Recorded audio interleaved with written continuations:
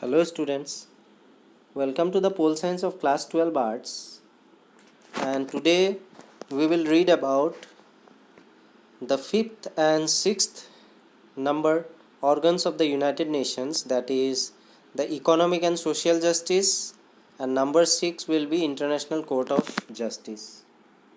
Previously we read about the General Assembly, number 1, then we read about the Security Council, followed by number 3 was the Secretariat,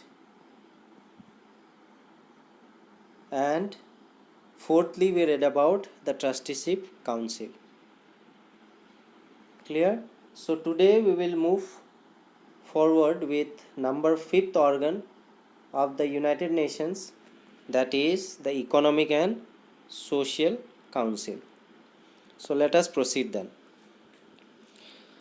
So the Economic and Social Council, that is ECOSOC, assists the General Assembly in promoting international economic and social cooperation and development. So what does the Economic and Social Council does actually? It is helping or assisting the General Assembly. That means the first organ that we have read about was General Assembly. So the Economic and Social Council actually assists or help the General Assembly in promoting what? The international economic and social cooperation and development. These three things the Economic and Social Council actually assist the General Assembly in order to promote the three things, that is the economic development, that is the social cooperation and development.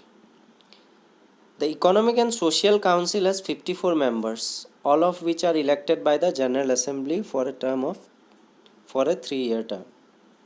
That means if we talk about its members of the Economic and Social Council, it is written that it has 54 members, and all the 54 members are elected by whom? The General Assembly, the first organ of the United Nations, and all these 54 member countries are elected for a term of 3 years. Clear? The President is elected for a 1-year term and chosen among the small or middle powers represented on the Economic and Social Council. So whatever the member countries are there, they are 54 in number. They are elected by the General Assembly for a term of 3 years. But the President of Economic and Social Council is elected for a term of only 1 year. And that President is elected for a term of 1 year, and he or she is chosen from among the small or middle powers represented on economic and social countries. So you can tell that if 54 members are there, so regarding that, if the President is elected for a term of 1 year, that means what? He or she is elected from among the small or middle power countries. That means developing countries or small countries, if they are there. So if these countries are representing the Economic and Social Council, from them only the President is elected, and he or she may be either elected from small or middle powers that is representing the Economic and Social Council. The Economic and Social Council meets once a year in July for a 4-week session. So about its meeting, that meeting is being held yearly, and we can say that the Economic and Social Council meets when? Once a year, and it is in the month of June for a 4-week session. That means 4 week can be equated to 1 month. That means it is meeting once in a year, that is in the month of July, for 4 weeks. That means for 28 days. The session runs for so long period. Since 1998, it has held another meeting each April with finance ministers heading key committees of the World Bank and the International Monetary Fund. So since 1998, that means what? Until 1997, they were holding the meeting only in the month of July for a 4-week session. But after 1998, or you can say from 1998 onwards, it is also holding another meeting which is in the month of April, and this meeting is with the finance ministers. Clear? heading key committees of the World Bank and International Monetary Fund. That means all the finance minister are holding this meeting, and this meeting is conducted in the month of April, and this is actually the meeting of the finance ministers, all the finance ministers of the member countries that are holding a special meeting with the World Bank as well as the IMF, that means International Monetary Fund. Viewed separate from the specialized bodies, it coordinates, and the Economic and Social Council's functions include information gathering, advising member nations, and making recommendations. Clear? Apart from doing all this thing, that means holding the meeting in the month of July, then again holding another meeting since 1998 onwards, where all the finance ministers are having a key discussions with the World Bank and International Monetary Fund. Apart from that also, the Economic and Social Council, whatever the functions of Economic and Social Councils are there, they are number one, information gathering, then number two, it is advising member nations, and number three, it is making recommendations also. These are also the functions, some of the functions related to the work of Economic and Social Council.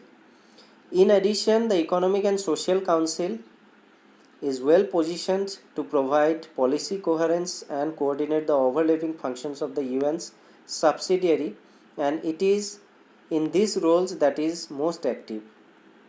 So what it is said that apart from doing meetings and gathering informations, advising member nations and making recommendations, one more important task is there of the Economic and Social Council, and that is to provide what? Policy coherence and coordinate the overlapping functions of the UN's subsidiary, and it is in these roles that it is most active. That means apart from this, those work or functions, the Economic and Social Council is also providing policy coherence and the coordination.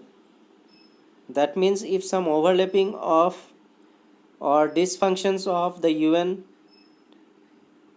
is being done, then who is actually given responsible to overlap or overcome that demerits of the UN? It is actually the Economic and Social Council. So it is doing also the policy coherence, and it is also coordinating on the overlapping functions of the UN subsidiary.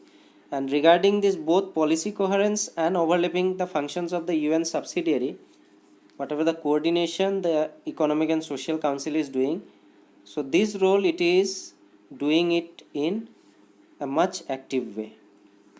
Clear? After that, we come to the sixth organ of the United Nations, that is the International Court of Justice, ICJ in short form, and it has its headquarters in Netherlands. So the International Court of Justice consists of 15 judges elected by the Security Council and the General Assembly for a term of 9 years. Clear? So how many judges are there? There are 15 judges, and these 15 judges are elected by both the Security Council and the General Assembly for a term of 9 years. So you can see here that there are many points to remember. First of all is that how many judges are there? There are 15 judges, and by whom they are elected? These 15 judges, they are elected by the Security Council and the General Assembly. And what is the term of these 15 judges? The term of these 15 judges are for 9 years. So each one of them has to be from a different country. So one terms and condition related to the selection of judges is that if there are 15 judges in the International Court of Justice, that means that each of the 15 judges should be from different country. That means if 15 judges are there, just assume that these 15 judges are from 15 different countries. Clear? The court gives advisory opinion on legal matters to the organs and special agencies of the UN when solicited. That means what is the function? What are the functions of the International Court of Justice? First of all, it gives advisory opinion on legal matters. That means whatever the legal matters are there, so based on the legal matters, the International Court of Justice gives what? Advisory opinion. That means whatever the opinion, what is good for them, they give that advisory opinion, basically on legal matters, to the organs and special agencies of the UN also, when solicited. That means regarding legal matters, whatever the opinions they give it to the organs also and to the special agencies also. Remember this. It also considers legal disputes brought before it by nations.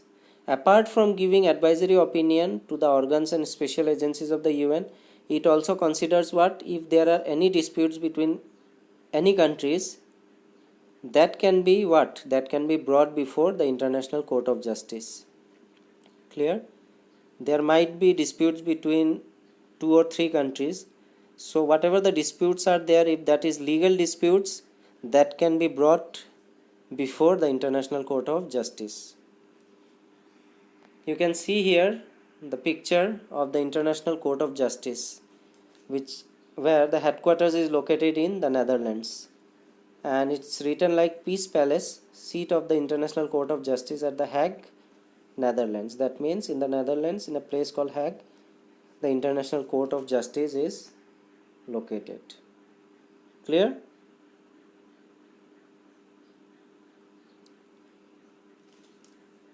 So with this I will wind up today's topic.